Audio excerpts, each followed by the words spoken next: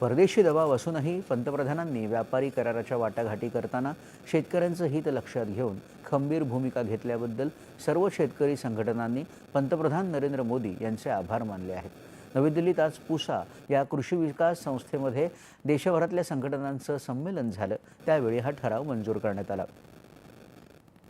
पंतप्रधानांनी देशातले शेतकरी, पशुपालक आणि मच्छीमारांच्या हिताशी तडजोड करणार नाही असा निश्चय जाहीर केला होता।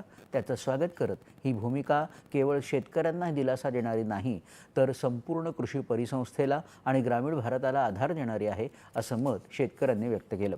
या शेतकऱ्यांनी कृषी मंत्री शिवराज सिंग चौहान यांचेही आभार मानले। कृषी मंत्रीही या कार्यक्रमाला उपस्थित होते। सरकार लवकरच बनावट खतं आणि कीटकनाशकं बनवणाऱ्यांच्या विरोधात कारवाई करण्यासाठी कठोर कायदा करेल, अशी ग्वाही चौहान यांनी यावेळी दिली। पंतप्रधान नरेंद्र मोदी यांनी आज उझबेकिस्तानचे पंतप्रधान शौकत